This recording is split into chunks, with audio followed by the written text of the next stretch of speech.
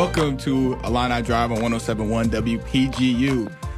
It's Brendyn Jones. I'm not usually your Thursday host, but I'm here. I told you guys yesterday I was going to be here. You know, it's Brendyn Takeover Week. We love it. Takeover Week. Here with our producer on Tuesdays, Thursdays, Gabby. Hajduk. Gabby, how you doing? Doing good. I haven't been here in like a week. Yeah, I know. It's been a weird week, but we're getting through it. We're here. Glad it's Thursday. Don't have class Me tomorrow. too. Can't say the same.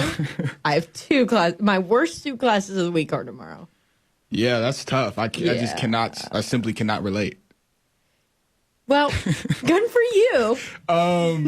But yeah, we got off to a little bit of a late start, so we're gonna jump into sports in that second segment. But for those who do not know, Gabby Hajduk is our Bachelor insider and certified by ABC. Yes. Bachelor's been on that hiatus since we saw Pilot Pete not find his love on the show last season, but we're back. Gabby, do you have the details for us in this first segment?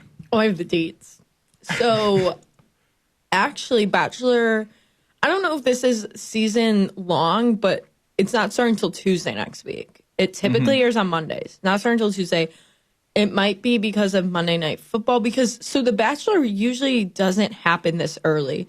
But because The Bachelorette was supposed to happen in the spring, they've obviously pushed it here. So I think it'll always be on Tuesdays because of Monday Night Football, which obviously takes precedence. Obviously, I'm Bachelor insider, but I always love my football.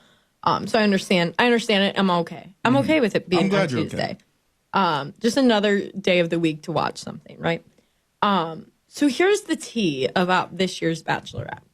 So back in whenever Pilot Pete screwed up and just sucked as the Bachelor. He was really bad. He was really bad. And that was my introduction to the Bachelor. I didn't like Pilot Pete. No, but I don't know if you're going to like this season. I don't know if I'm going to. Okay, so we were told that Claire Crawley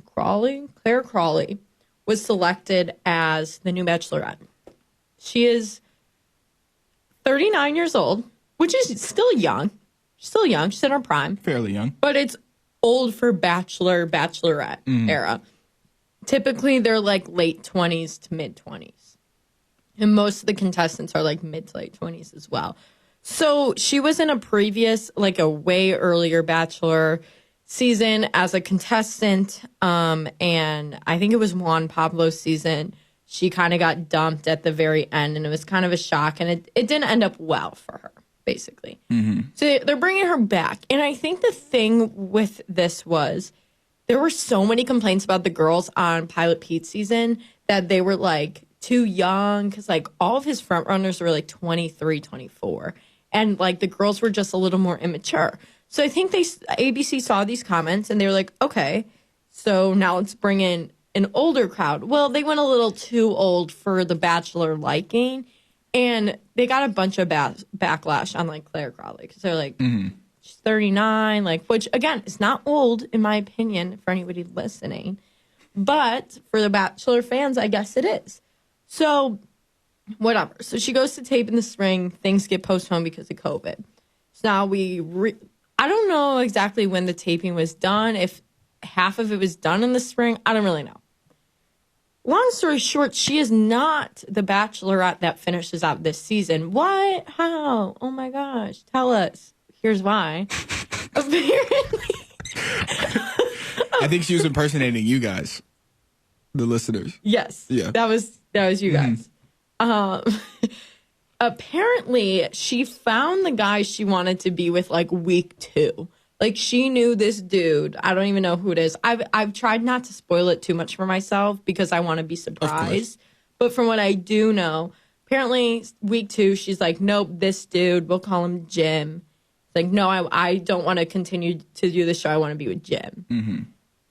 Some people think ABC pushed her out because of the backlash they got for having her as the Bachelorette and, like, worried about low ratings. But the consensus right now is that, like, her and Jim are, like, whatever. Like, she just wanted Jim. I'm not sure how I feel. I'll have to watch the season, find out. Now bring in Tayshia. Tayshia Adams was a contestant on Colton's season, which was 2 Bachelors ago. So before Pilot Pete. think she was Final Four, maybe. Obviously got dumped. And now she is going to be the second Black Bachelorette of history. So go Tayshia. I really like Tayshia. But so they bring her in like week 2 or 3. And I guess like the guys that were already like, the guys that were selected to move on from like the first rose ceremony are staying. Mm-hmm. And then like whoever was left, like they're bringing in some like backups basically. So basically Tayshia just gets like the leftovers. That's tough. That is tough because they didn't have enough. Are they all old? Like Claire? No. That was the thing. It's like a lot of them were young. So like that's why this whole thing with Claire was really weird. So Tayshia comes in like week 2 or 3, and then she supposedly carries out the rest of the season. Typically, I will look up spoilers. I have not yet. I want to definitely get a couple weeks in before I look up any spoilers, just so I kind of understand where the season is going. So much like everything else in COVID and this year, this is a very unprecedented Bachelorette season. And I'm really excited to see how they handle it. I'm excited to see these like COVID-19 restricted Bachelor dates. Should be really interesting. Yeah. That's the rundown. I'm very excited. It seems like a shakeup. Mm-hmm. Obviously, I don't know how reality TV is supposed to work, especially when you're supposed to go on dates, when you're supposed to find love. I assume that all the contestants will be quarantined at least 2 weeks before they all hang out and meet each other with testing going on and stuff like that. Whatever that means. I don't know. I'm just very excited. This is a new, I mean, obviously everything is like a new reality. We don't know how things like this will work in the future and right now. But it's nice to see that they're trying to help people find love. I appreciate that. They're trying. The thing is, like, I feel like Tayshia's walking into just like a mess. Because it's like, okay, she just has all these leftover guys who were like trying to go for Claire. Now they got to all switch gears. Like, how do you know what's genuine and what's not? So I kind of feel bad for Tayshia because I liked her and I wanted her to be like a Bachelorette, but not like this. This is kind of just like, I don't know. So it'll be interesting. Hopefully anything's a step up from Pilot Pete season because that was just trash. And now he's with Kelly, which was Brendyn's love. So let's all more. Yeah, she was a lawyer from Chicago.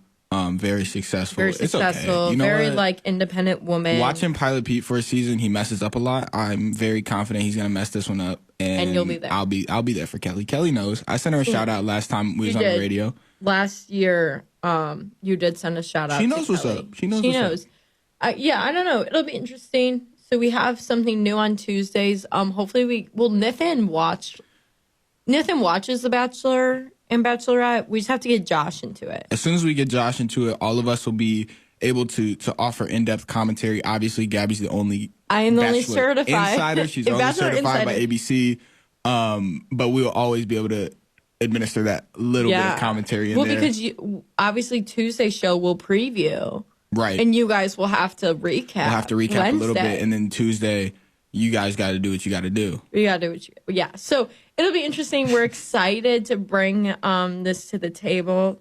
Honestly, like, The Bachelorette is... I feel like it's bad television. Is it bad television? Yes. It's reality TV. Reality TV is bad television. But as someone who loves competition and, like, sports and, like... It's a great... Competitors, like... Who said this? I think it was Nathan, or was it you? We should do maybe it was Sam. I don't know. We should do a bracket of the contestants. Right. Wouldn't that be so cool? That'd be dope. But that's what it is. I mean, it's like competition. It's a competition. It's drama. It's all the good things that you get from a good sports season. Exactly. But it's just about love. So any sports fans out there that you're like, oh my God, I need something to watch. What am I going to watch on Tuesday? NBA is going off. Baseball's about to be over. Hockey's not on anymore. And it's just football. Football don't play Tuesday. No. Guess what plays Tuesday? These girls for love. It's going to be the men this time. Oh, well, these men for love. Sorry, still stuck in my old last season. Yeah, stuck in Pilot Pete. We're moving on. We're moving on from Pilot Pete. We are. I'm so glad bigger and better thing. But yeah, so stay tuned for our Bachelor Insider commentary. Very, very excited for that. That'll lead us to our first break. When we get back, Bears are playing tonight. They're playing Tom Brady and the Buccaneers, and we're going to deep dive into that. Obviously, Bears looking to bounce back from that Indianapolis Colts game. Tom Brady looking to kind of push back his season to what we've seen in the past for Tom Brady. Should be exciting for Thursday night. This is Illini Drive on 107.1 WPGU.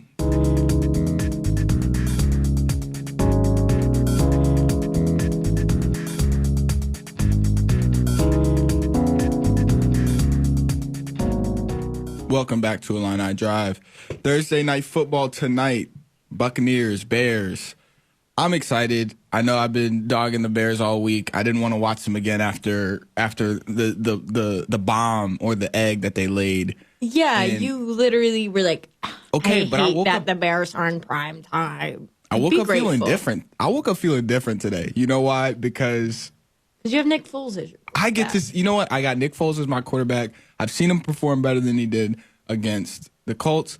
And look, I'm looking at it, right? Like, I thought about it. You didn't get to watch a football game this weekend. I did not. Titans fans haven't got to watch a football game this weekend. They probably won't again this weekend. The Bills fans probably won't be able to watch a football game this weekend. So be grateful. So I'm being grateful. You know what? I appreciate that. And it's going to be a good game. I've thought about it a lot more. Mm-hmm. It's going to be a good game. And here's why. Okay. Tell me why. Tom Brady has been not as accurate as we've seen him be in past years. He's thrown, I think, an interception in every game so far this season, a few pick sixes. And you know how the Bears defense loves their turnovers. Obviously, it's not the same 2018 defense, but I'm still very confident in the secondary, especially with rookie Jalen Johnson, who's been playing out of his mind, one of the best cornerbacks in the league so far this year. So I'm excited about that. Yep. Also, this Buccaneers offense isn't, even as good as they were to start the year. Unfortunately, they've seen injuries from O.J. Howard, who's now one of their starting tight ends, who is now out for the season on IR. He was on my fantasy team. Sorry about that. It's okay. Mike Evans is questionable today. He did not practice at all this week. Leonard Fournette is doubtful today. Didn't practice at all this week. Chris Godwin is out. LaShawn McCoy is out. Scotty Miller is questionable. So, obviously, you don't like to see injuries at all in the NFL, but this is an offense that is very, very depleted. However, on the Bears side, they are also missing Deion Bush and Sherrick McManus, who are two of their safeties. So not only is their defense going to be a little limited if they're trying to go into a dime look and have more DBs out there, also their special teams is going to be more limited. So I'm a little scared because anytime you face Tom Brady, it is what it is. But I saw a tweet today that this is the first time that Nick Foles will be playing Tom Brady since the Super Bowl. And we all know what happened in that Super Bowl. We do. Nick Foles won. This is a different team. Both of them are on different teams. Very different situation. But it's still a primetime game. But don't you think Tom Brady's going to come with a little extra fire? Because who else has beaten Tom Brady in the Super Bowl? Eli Manning. Can't think of anybody else right off the top of my head. Not many people. Let's just say that. So I think he's going to come in a little extra. Not that Tom Brady needs any extra, heat at all. You think so? I think Tom Brady's just trying to focus on himself right now. Because obviously I think if anybody's going to be critical of Tom Brady, it's Tom Brady. Well, yeah. And he just hasn't, obviously, not that he sucked at all, but he threw 5 touchdowns last week. Part of it is his offensive line is not nearly as talented. He never got touched on the Patriots. Barely, and that's true. Barely got touched. He's been getting hit. And that obviously when you have more pressure on you, you're not going to have the same completion percentage. You're going to have a couple more turnovers. You're not going to have as many touchdowns. He doesn't have the weapons. I guess he never really had crazy weapons at the Patriots. Obviously a Gronk who doesn't seem that great. It's tough when you take a year off, especially the last time you played. You weren't really used that much at all. Exactly. So I wouldn't say his weapons are helping him. He has that, but the thing is, today he'll be limited. Leonard Fournette is out. I just think the big thing is the O-line with the Bucs when it comes to Brady. Not that the O-line's Bengals level bad, not even near. Shout out Joe Burrow. Sorry, I just dropped you from my fantasy team. But they're not as good as Tom Brady's used to. So that's an adjustment of, getting out of the pocket quicker, throwing quicker, different types of plays, that you have to make when you're getting that much pressure. So not that I think Tom Brady's centered in on Nick Foles and how Nick Foles beat him, but you have to think he knows he's playing Nick Foles. He knows what happened last time he played Nick Foles. Not that that's the center of his attention right now, but I just think subconsciously there could be a little extra oomph in this game from Tom Brady. So I don't know. It'll be interesting. I'm looking at CBS Sports right now, and like a bunch of their insiders obviously make their picks. And 1, 2, 3, 4, 5. It's 6-2. 6 people have the Bucks winning, 2 people have the Bears winning. That's all I need. I don't need one person to believe. And that's you don't need anybody to believe. So this is what I'm worried about, right? Okay. The Buccaneers defense let the Chargers score 31, I think it was. Justin Herbert was starting. Yeah. Justin Herbert looks like he's balled out since he's got that start. Obviously, unfortunate what happened to Tyrod Taylor. But he's balled out. Mm-hmm. The secondary looked really bad against Justin Herbert. Is that because the Chargers have weapons and Justin Herbert was really good that day? I don't know. But the Buccaneers still rank one of the best. I think allowing the 4th fewest yards per contest in 312 yards a game. That's both passing and rushing. The thing that scares me is the Bears don't put up a lot of yards. I think they only just had right over 100 total yards after halftime last week. And especially their running attack looked really, really bad last week. And I mean, obviously that's going to happen when you take out Tariq Cohen. He's so dynamic. Nobody really knows what he's going to do every play. Mm-hmm. So that obviously limits what you can do on offense. But they're going to need to figure out the running game. Because if you don't set up the running game, you're not going to have a good passing game. And to compete with Tom Brady and the offense that he has, you're going to have to pass for touchdowns. So that's what scares me today. If they can establish the run, if they can, shift some of the coverage in and find open receivers when they're open, I think they'll be fine. I think Nick Foles knows what he did bad last week. I think he's obviously new with these receivers. He'll be fine. He'll hit his targets. I am confident Nick Foles will come back and do just fine. But if they don't establish the run, it's going to be a long game, and it'll be very similar to what we saw last week in Indianapolis. I agree. I think key for Bears is, like you said, establishing the run. I think Nick Foles is going to do his thing. I don't think he's going to have like a crazy 350-yard game. I think he'll have maybe like 2 touchdowns. But they definitely need to get the run game going just to eat up time. You know what I mean? You just can't have all these quick possessions and then your defense, especially when your defense is playing up against Tom Brady, you can't have your defense on the field the whole time. And I think that's, sometimes the problem with the Bears, especially when you're not establishing the run and you just do these quick 3-and-outs and these quick passes, you're leaving your defense on the field for a while. I think, and then obviously the key to the defense is putting pressure on Tom Brady. Obviously, if you're pressuring this line enough, you've seen this season that Tom Brady isn't completing as many passes as he had, is making fewer or more errors, making more smaller errors that are costly. So I think, but the offense has to do its job in the run game so the defense can stay quick and stay on their feet and put the pressure on. So, there's no secret that, you need both sides of the ball to play well, but I think that's where it starts really is the run game. So then, you have the defense rested enough to go put pressure on Tom Brady. Because if you give Brady time, he's going to make plays. He's going to make the big plays. No matter what receiver is out there, no matter what tight end, he's going to find a way to make a play. So I think that's the biggest thing is just putting pressure on that O-line to make Tom Brady move a little, make him make some uncomfortable passes, look to run, throw it away, things like that. I think, so the spread is -5.5 right now. Mm-hmm. The Bucks winning. Bucks -5.5. If you want to do a little prediction, where would you go with right now? I'm conflicted, right? Because if this is a game that comes down to both defenses, it's going to be closer than +5. But I do think that. Here's my thing about this game, right? The Bears defense, which we haven't really seen since 2018, is going to have to pressure the quarterback. Mm-hmm.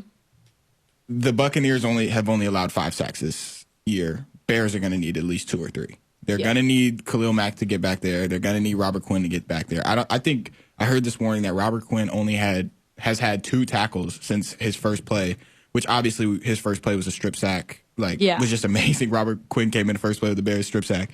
But those two are going to need to be back there all day. They're going to need to make sure that time is limited. And that's why they brought Robert Quinn there, so that Khalil Mack could not be triple teamed and have double teams, and on the other side have somebody come through. That's what they're going to need to do. They're going to need to pressure him. Hopefully I could force Tom Brady to make some mistakes. There's going to be new receivers out there that Tom Brady hasn't worked with because of all the injuries. So that's what it's going to come down to.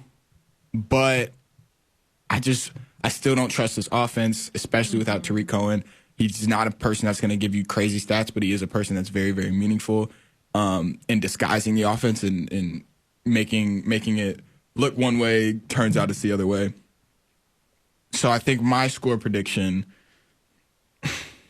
27-17 Buccaneers.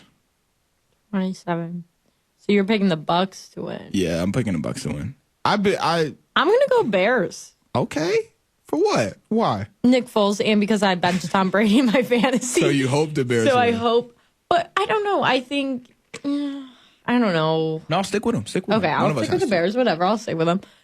I think it's going to be a lower scoring game, and I think the Bears will score 20. I think it's going to be like 24-21. Somewhere in that range. Like a close game. Pretty close game. Obviously, Tom Brady's the GOAT.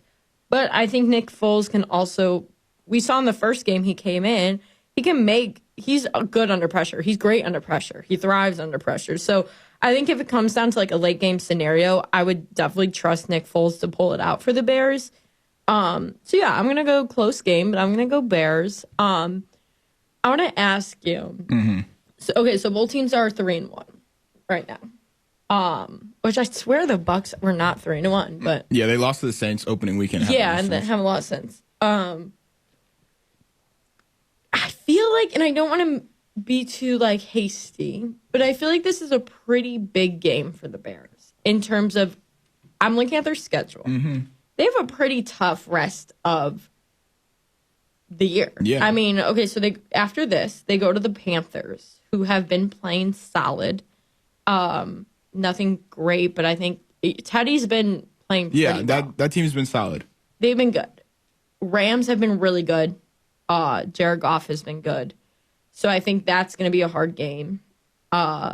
Saints at Bears following. Saints are always going to be good. Especially because they'll probably have Mike Thomas back. Yep. Bears at Titans. Vikings at Bears. If that game even happens. If that game happens, who knows? Titans could be kicked from the league. Vikings at Bears. Obviously, Vikings have not gotten off to the start that a lot of people thought they would. Still a divisional game, though. But it's always going to be a good game. It's always going to be a tight game. Bears at Packers. That's going to be a demolishing. The Bears have so many primetime games. The Bears are going to get some of those are going to get flexed. I think the Packers game will stay. I don't think the Vikings game will stay. Yeah, I don't know. And then it's Lions at Bears. Texans at Bears, Bears at Vikings, Bears at Jaguars, Packers at Bears. None of these, and I hate to say this, maybe besides the Lions game, none of these are like standout wins to me. I think the Lions game, besides the Texans game, and the Jaguars game are the only games I'm looking at that are like gimmies. And Texans I wouldn't call the Texans a gimme because we don't. It's at Chicago though. That's true, but there's no fans. Doesn't matter. I mean, it still matters. At Chicago in December. That's true. Coming from Houston, you're right. I don't know if you're giving Jacksonville enough credit. You're a big fan of Gardner? I'm not a big fan, but I don't think he's bad at all. Well, no, I don't think he's bad at all. But also, I just think late season, Bears choke. Hey, maybe. But I'm just saying, to me, going back to today's game, you have maybe 2 wins. Two solid wins. I agree with you.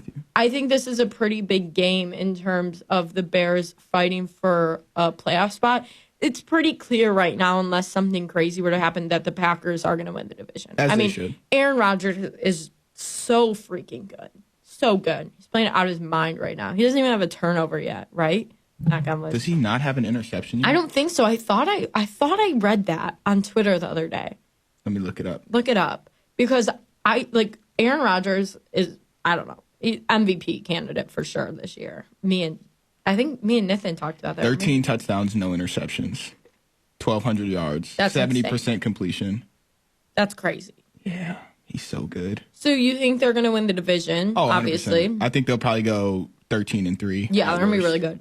So the Bears are going to be fighting for that wild card spot like they typically are. So I don't know. I think it's really early in the season to be like, this is like a necessary win, because it's not. This is what, week 5? Yeah. Or no, yeah. Yes, week 5. Week 5. We're only about 5 games in. We don't need to panic. But I think if you get this game, that just gives you some wiggle room in terms of but just like with your schedule to come. And I agree. I agree that this game is important, but I also think it's important for a different thing. I'm not thinking about the wild card right now. Okay. Because I don't think this team deserves to be in the playoffs. Nor would I want this team to go there and just get demolished. Like, say they're the 7th. They're that 7th seed that gets in now that the schedule's changed and they have to play the 2nd seed. I'm looking at the 2nd seed in the NFC. I don't even know who I'm looking at right now, but maybe the Saints, right? Probably, yeah. Right, the Saints or Seahawks. Maybe the Seahawks, right? Somebody like that, because I think the Packers will probably get the number 1 seed and have a bye. But either 3 of those teams, right? Even if you have to see the Packers in the first round, you get demolished. You're going to go there in wild card weekend and just get demolished. And unless Nick Foles just goes crazy in the playoffs, which he could, but I don't think they have enough weapons to go against a Packers playoff team or a Saints playoff team. Right. So I'm not thinking about the wild card. But this game does decide for me what the rest of the season is going to look like in terms of, all right, are we doing this for draft position? Are we doing this to try to break even? Or like, what are we doing for the season?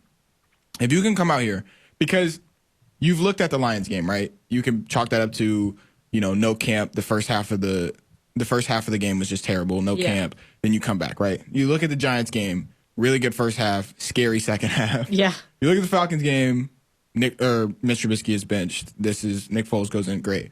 Mm-hmm. You look at the Colts game, Nick Foles' first game as a starter against a great defense, stuff like that happens. This game, you've had this game circled on your calendar probably since the beginning of the year. This is Tom Brady coming in with a bunch of weapons. This defense is really going to have to step up. I think this game defines you of what you are. Are you a bad team or are you a good team, right? You have a record of a good team, but you've played like a bad team. If you can turn this around and have a good game, you can make it into a positive, and then I'll start thinking about the wild card, right? But this game really decides what this team's identity is and what is in the future for this team. I think that's pretty... I respect that. I think that's pretty, I think that's a pretty solid take. I just think you want to tank for Trevor. We all want to tank for Trevor. It's too late to tank for Trevor because it is too late. The Vikings are 0-3. So that's why not just shoot for the playoffs? And because you're not going to get the first 3 to 4 picks most likely. Well, I mean, why wouldn't you just want to see him in the playoffs and just try for it? Because I feel like for the past few years, right? Mm-hmm. And it's tough because you're not blessed with a great organization like I am, a winning organization. I haven't said one word about the Pittsburgh Steelers except for saying I'm sorry that you missed your game. Who said Pittsburgh Steelers? I didn't say them. We're not talking about them today. They didn't play this week, so we don't get to talk about them. Well, we're going to talk about them when we preview their game in the third segment. Who do they play? Eagles. Loss. Oh, Carson Wentz. Jalen Hurts coming in to win the game. But I don't think it's really about, because here's what it is, right? In 2018, it was a good team. And it's because the offense was solid and the defense was phenomenal. Best defense in the league. You had an offense that could at least score you points. Last season, you didn't know what this team was. You didn't know if they was going to win, if they was going to lose, if they were going to put up points, if they were going to put up 0.5, right?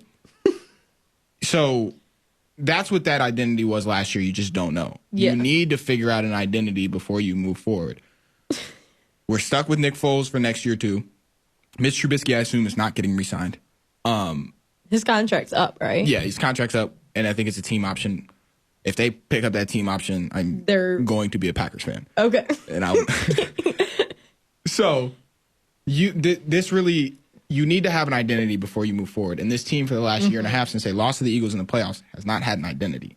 So you're going to need to figure that out. And whether that means that you're going to, try to strengthen up your offensive line next year, or, try to get younger on defense because this defense is getting older for next year, or try to beef up your offensive attack for next year so that in 2 years, when the draft comes along, you might be able to take a quarterback, or you might be able to find somebody in free agency that'll be good enough to get you back to where you were in 2018. But that's what you have to figure out. And right now, I'm kind of just tired of this. We don't really know what we are. And I feel like that's what we are these first 4 games, because we had 4 terrible performances. Somehow we're still 3-1. Well, it's just like a big, I don't know where we're going. Well, I think it's more of just like, what are you guys good at? Like, what needs to be improved and what can stay the same when it comes to draft time? Because it's like, I feel like you have these super like hit or miss games where like, okay, the offense is good one game, then the defense just isn't that good, and then the defense is really good. You guys need to figure out what part of your game needs improvement and where you could get that in the draft or in free agency. I feel like the Bears organization just hasn't been really good at that. Like, they needed a quarterback to either push Trubisky or start.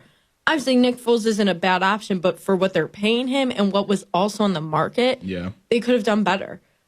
You know, I don't really know what they did in the draft this year, to be honest. I didn't really follow them. We didn't have a first round pick, so there was no really going to get a quarterback already. Yeah. I mean, we didn't either. But y'all didn't pick up a quarterback. Yeah. Well, I'm not talking about quarterback. I'm just talking about other skill positions. Like, we got Jalen Johnson with that second round pick, and he's starting. He's one of the best cornerbacks. In the league. So I mean, I don't think they had a bad draft. I just think the organization needs to figure out, do they want to build on Nick Foles for the next 2 years, or do they just want to wipe this? Not really start over, but especially on the offensive side, kind of start a little more fresh. So I don't know. I think the Bears have a lot to figure out. I don't think they're in a horrible place, but they're kind of in that like weird gray area where it's like they could be a pretty good team or they could be a pretty bad team. And it's like need's the wrong word, but they could use a lot of improvements in like skill position areas, but they also don't need it. So it's that awkward period where it's like, okay, do we just try and like rebuild, or do we just try and get things through the draft and through free agency and like try and slowly build this up? But then your good guys like a Khalil Mack, things like that, Allen Robinson, they're going to start to get older, and you kind of need to capitalize on their prime right now. So Bears have a lot to figure out. I don't think they've been super smart in the last couple of years, and I think that's kind of biting them in the butt, but they'll figure it out. That'll lead us to our second break. When we come back shortly, we'll talk about everything NFL this weekend, see what that means, and get into the Titans situation just a little bit. Stick with us here on Illini Drive 107.1 WPGU.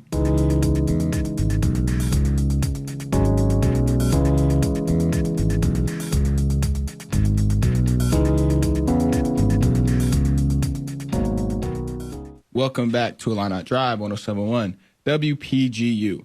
So, if you've been following the NFL at all this past week and a half, I know Gabby has because it ruined her weekend last week. The Tennessee Titans, I think a week and a half ago, had a few players test positive, few players and personnel test positive. Pretty much every day, I think, except for 2. Since then, they've had more players test positive. It's come out over the past couple days that not only were they not doing what they were supposed to do outside of the practice facility, they were also they had one practice when they were supposed to be away from the practice facilities at some high school in the Nashville area. Basically, that they just were not following the guidelines and the rules set by the NFL.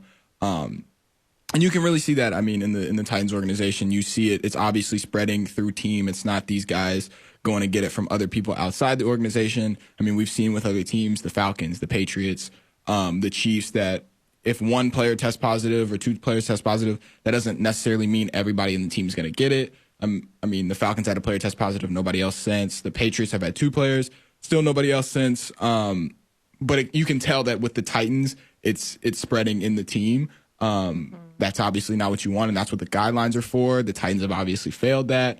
They're looking at different consequences that the league may push down on them, whether that be forfeiting these games that they might miss. But Schefter tweeted an hour ago that the Titans and Bills game, which was originally scheduled for Sunday at 12, will be moved to Tuesday at 6, as long as no more Tennessee Titans players test positive or Bills players test positive. No Bills players have tested positive yet, though.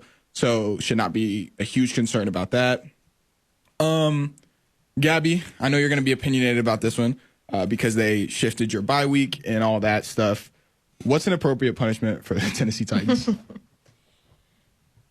Let me take my Steelers hat off for a second. Let me step back.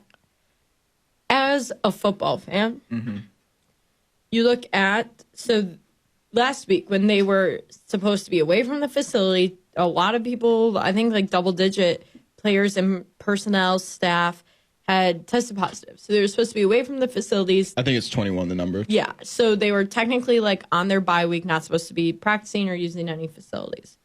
Well, as you said, they did not follow that. The NFL also apparently has pictures that they presented to, they had like a big meeting, the NFL head coaches and GMs, things like that, 2 days ago, either Tuesday or Wednesday. I'm not too sure the timeline, but they had a conference call and they presented pictures, the NFL presented pictures of Titan players breaking protocol by not wearing masks in the team facility. We know that masks help stop the spread. We know that. And the fact that some of these players, staff, whatever, had COVID and they weren't wearing their masks in the team facilities, you're breaking multiple rules that all these other teams have been following. 31 teams in the NFL have followed everything, as far as we know. And you're just not going to do it when you have positive cases? I mean, like, what kind of organization are we running here? Like, how does that even cross your mind to allow that as an organization? Steelers aside, any team aside, like, they broke rules knowingly. This wasn't a secret that you're supposed to be wearing your mask. This is a simple task that we all in the nation, in the world, have had to do since COVID. We all have to wear our masks in places we don't want to. We all have to do it. This is their job. They should have to do that.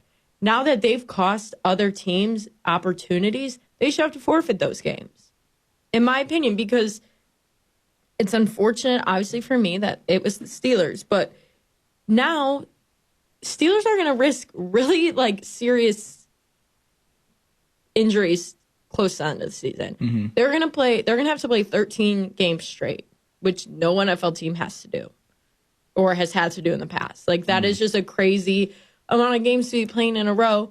And obviously it doesn't help that the Steelers have an older quarterback who isn't as healthy as he once was and is probably injury prone at this point. You have James Conner, very injury prone. Juju Smith-Schuster, very injury prone. So that just worries me because now that the Titans didn't follow their responsibilities and their rules, and now the Bills are going to be at risk of having the same problem that the Steelers did.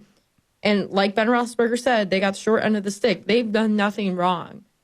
Bills have done nothing wrong.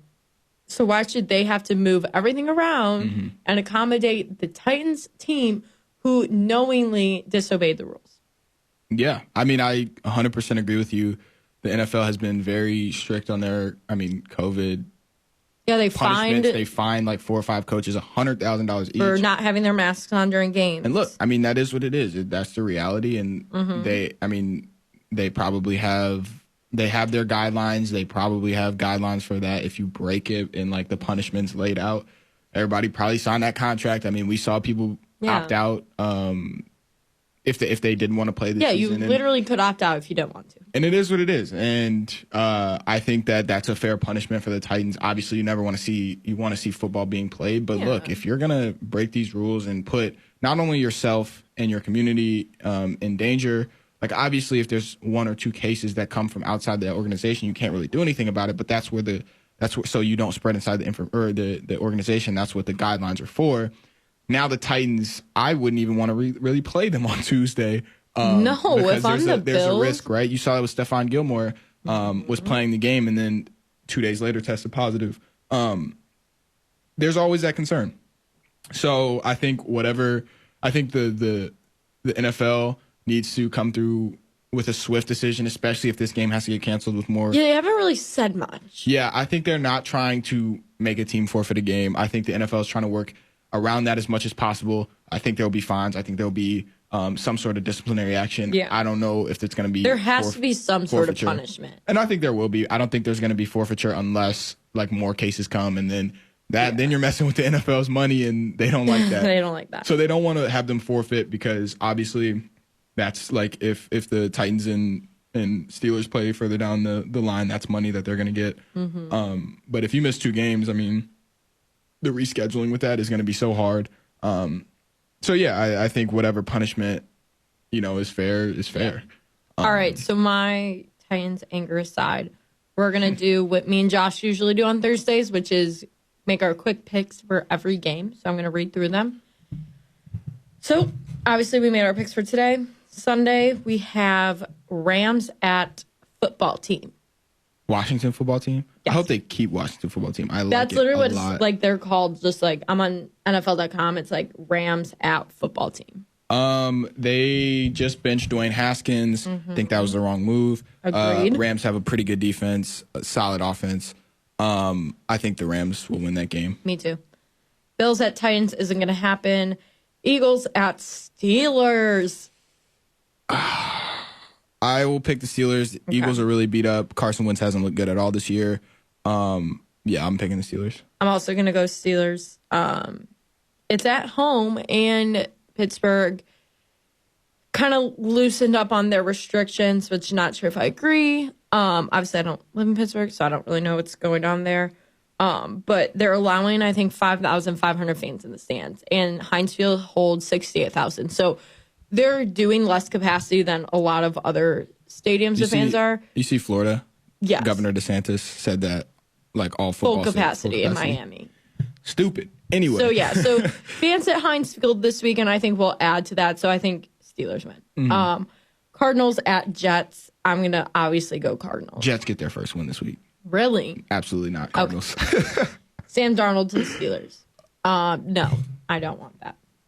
So you're going Cardinals. Mm-hmm. Raiders at Chiefs. I think this is kind of a no-brainer. Yeah, this will be interesting. Obviously, Chiefs are really, really good offensively and defensively. I think they have to hit a stump at some point. Raiders are a solid team, but I don't think it's this weekend. No. I think Chiefs go 5-0. Yeah. Jaguars at Texans. This is an interesting game because Jaguars are 1-3, Texans are 0-4. I'm picking the Texans to get their first win. I agree. The team, basically, from what we've heard, caused like a mutiny and got Bill O'Brien fired about 3 years too late. But I think the Texans really band together and go get this win and show like, hey, like it's definitely going to be like a terrible coach and a terrible GM. We can win without player-led win, just like based on like they're angry, emotional win. Bengals at Ravens. You already know what it is. Lamar Jackson torching them up. Yeah, I got Lamar Jackson beating the Bengals. That's gonna be a pretty rough game. Sorry, Joe Burrow. That's why you got dropped.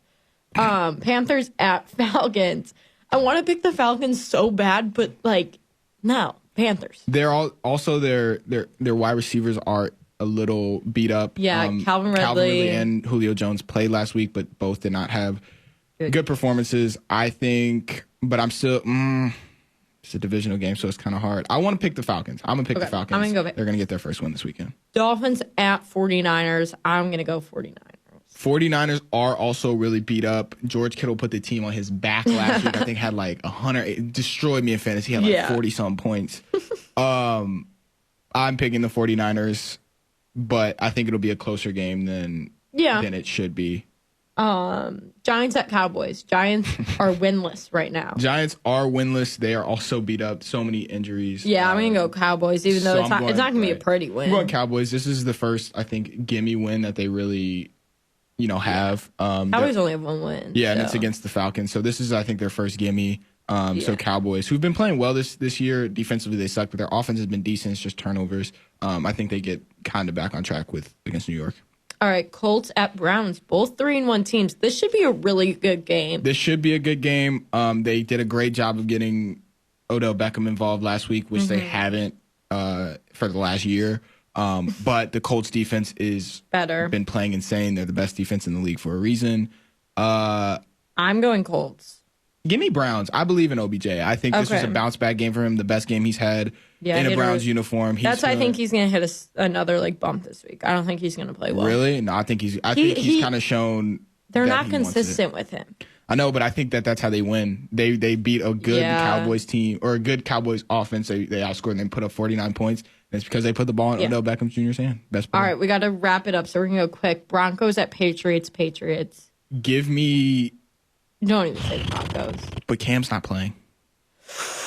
But Interesting point. And their quarterback sucked this past weekend. Their quarterback play sucked. Give me the Broncos. Okay, I'm still going to go Patriots. Vikings at Seahawks. I'm going to go Seahawks. Seahawks just torched the Vikings, who got their first win last week, but it's okay because they're going 1-4. Chargers at Saints Monday night. I'm going Chargers. You know what? Riding on the back of Justin Herbert, who is now my fantasy quarterback. I don't think that's a bad pick, but I'm going to go Saints. I think Alvin Kamara, this is like the last week he puts the team on his back. And then he's done. He got paid. All right. Well, that has been the Thursday episode of Illini Drive. When we come back on Monday, me and Nathan will recap everything that happened this weekend, talk about the NBA Finals. Hopefully it's still going on, but if it's not, talk about what that means for implications in the future. Recap all the weekend games, preview the Monday game. So stick with us next week, 6 to 7 every weekday. But have a great weekend. This has been Illini Drive on 107.1 WPGU.